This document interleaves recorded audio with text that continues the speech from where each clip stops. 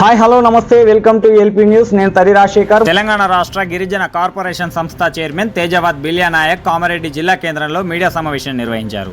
ఈ సందర్భంగా బిలియా నాయక్ మాట్లాడుతూ తెలంగాణ రాష్ట్ర సీఎం రేవంత్ రెడ్డి అన్ని వర్గాలకు ఎన్నికలలో చెప్పినట్టుగా చేస్తున్నాడని, అలాగే ఎస్టీలు ఎన్నో ఏళ్ల నుంచి పంట సాగు చేసుకుంటున్న వారికి పట్టాలు లేవని సీఎం రేవంత్ రెడ్డి దృష్టికి ఇటు విషయాన్ని తీసుకెళ్లడం జరిగిందని, వారందరికీ పట్టా పాస్బుక్లు ఇవ్వడం జరుగుతుందని అన్నారు. కాంగ్రెస్ పార్టీ చేస్తున్న అభివృద్ధి పనులను చూసి ఓర్వలేక బీజేపీ, బీఆర్ఎస్ పార్టీలు కాంగ్రెస్ ప్రభుత్వంపై తప్పుడు ప్రచారాలు చేస్తున్నారని అన్నారు. ఈ కార్యక్రమంలో కాంగ్రెస్ పార్టీ జిల్లా ఎస్టీ సెల్ అధ్యక్షులు రాణా ప్రతాప్ రాథోడ్, లంబాడా హక్కుల పోరాట సమితి జిల్లా అధ్యక్షులు Ganesh Nayak, social media coordinator Prakash Nayak, Kamareddy మండల అధ్యక్షులు మోహన్ నాయక్, పులిసింగ్, వినోద్, గణేష్, ప్రకాష్, వివిధ గ్రామాల మాజీ సర్పంచులు, మాజీ ఎంపీటీసీలు, కాంగ్రెస్ పార్టీ కార్యకర్తలు, నాయకులు పాల్గొన్నారు. హైదరాబాద్ లో ఉన్నటువంటి మూసీ నది చచ్చినంత కాలం మూసీ నది ఉండాలా? ఆ కంపు జనాలు భరించాలా? దానికి అటు ఇటు రోడ్డు తీసి ట్రాఫిక్ సమస్యలు పరిష్కరిస్తే ఇబ్బందా? దానివల్ల హైదరాబాద్ నగరంలో 1,15,00,000 మంది జనాభా ఉన్నటువంటి దగ్గర అక్కడ ప్రజలకు సౌకర్యాలు కల్పించడం తప్పవుతుందా? ఒకటి కాదు, రెండు కాదు, 80,000 కోట్ల రూపాయలు ఇవాళ ప్రపంచ బ్యాంకు నుంచి తీసుకొచ్చి అభివృద్ధిని తీయడం కోసం ఈ ప్రభుత్వం కట్టుబడి ఉండి ప్రయత్నం చేస్తుంటే దాన్ని అడ్డుకునే కుట్రేందుకు జరుగుతుంది? చెరువులను ఆకుపై చేసుకుని వెంచర్లు వేసినటువంటి వాళ్ళ బిల్డింగ్లు కూటగొడితే కేటీఆర్ కడుపెందుకు మండుతుంది, కేసీఆర్ కడుపెందుకు మండుతున్నది, ఇవాళ హరీష్ రావు కడుపెందుకు మండుకుంటున్నది? ఎందుకంటే వీళ్ళందరూ కూడా ఆ వెంచర్లు వేయడానికి సహకరించినటువంటి వాళ్ళు. చెరువు సుఖం భూములలో పేదోడు యాసికి పంట వేసుకునేది గతంలో, కానీ చెరువు సుఖం భూములను ఆకుపై చేసుకుని ఇవాళ పర్మనెంట్ రిసార్ట్స్ కట్టుకున్నటువంటి వాళ్లకు వ్యాపారాలు చేసుకోవడానికి పర్మిషన్ ఇవ్వాలా?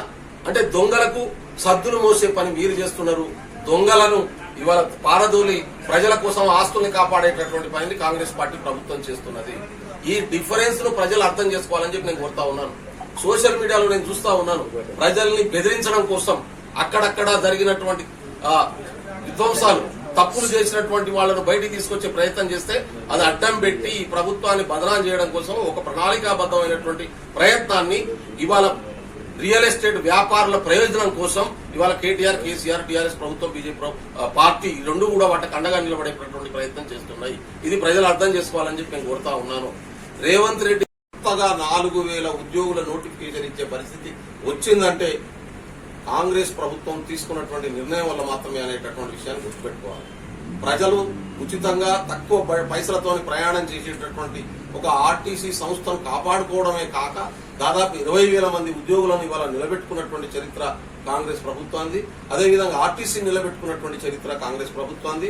ఇవాళ ఆర్టీసీలో కొత్త బస్సులు, కొత్త ఉద్యోగాలు, కొత్త కండక్టర్లు, కొత్త డ్రైవర్లు, కొత్త మెకానిక్లకు సంబంధించినటువంటి నోటిఫికేషన్లు ఇచ్చేటటువంటి స్థితిని ఇవాళ తీసుకొచ్చింది ప్రభుత్వం. ఏం చేసినామని చెప్పి మాట్లాడుతూ ఉన్నారు. గత ప్రభుత్వం ఆర్టీసీని అడ్డికి పావుషేరు అమ్ముకుందామని చూసింది. చివరికి ఆర్టీసీ బస్టాండ్ లో ఉన్నటువంటి జాగలకు, వాళ్ళ కుటుంబ సభ్యులకు, పెట్రోల్ బంకులకు లీజుల పేరు మీద ఇచ్చుకున్నటువంటి చరిత్ర గత ప్రభుత్వాన్ని. అయితే ఇవాళ ఆర్టీసీని అభివృద్ధిలో తీసుకొచ్చి లాభాల్లో తీసుకొచ్చినటువంటి చరిత్ర కాంగ్రెస్ ప్రభుత్వాన్ని అనే విషయాన్ని కూడా ఈ సందర్భంగా నేను గుర్తు చేయదలుచుకున్నాను. అదొక్కటే కాదు, మీకు గుర్తుపెట్టుకోండి, మొత్తం కార్పొరేషన్స్ అన్ని కూడా, రాష్ట్ర ప్రభుత్వంలో ఉన్నటువంటి కార్పొరేషన్స్ అన్ని కూడా ఎవరికి ఒక రూపాయి ఇవ్వకుండా గత ప్రభుత్వం పండబెడితే ఈ ప్రభుత్వం అన్ని కార్పొరేషన్లకు చైర్మన్లను నియమించి వాటిని అభివృద్ధిలో తీసుకొచ్చేటటువంటి ప్రయత్నం చేస్తాము. అదే విధంగా ఇవాళ ఉద్యోగాల నోటిఫికేషన్లు ఇప్పటికే 35,000 ఉద్యోగాలను భర్తీ చేసినాం. దాదాపు 78,000 ఉద్యోగాల నోటిఫికేషన్లు ఇచ్చినాం. ఇంకా నోటిఫికేషన్లు రాబోతున్నాయి. 15 పథకాలని, ఏ పథకాలని, పాత పథకాలతో పాటు కొత్తగా ఏ పథకాలను తీసుకోవాలనే నిర్ణయం కూడా ఆ రోజు జరుగుతుంది. నవంబర్ నెలలో నోటిఫికేషన్ వస్తుంది. నవంబర్ నెలలో కొత్త లోన్లకు సంబంధించి గిరిజనులకు అప్లై చేసుకుంటే జిల్లా కలెక్టర్ ద్వారా, లోకల్ ఎండిఓల ద్వారా అప్లై చేసుకుంటే డిసెంబర్ వరకు సెలక్షన్ ప్రాసెస్ అంతా కంప్లీట్ చేయాలనేటటువంటి నిర్ణయాన్ని మేము ఒక ఆలోచన చేస్తా ఉన్నాం.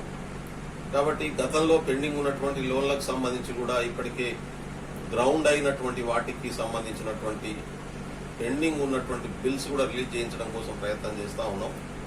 గత 3-4 సంవత్సరాల నుంచి, దాదాపు 2 సంవత్సరాలు అయితే కొత్త పథకాలు లేవు. అంతకు ముందు శాంక్షన్ అయినటువంటి పథకాలకు సంబంధించినటువంటి డబ్బులు గత ప్రభుత్వం ఇవ్వాల్సింది ఇవ్వలేదు.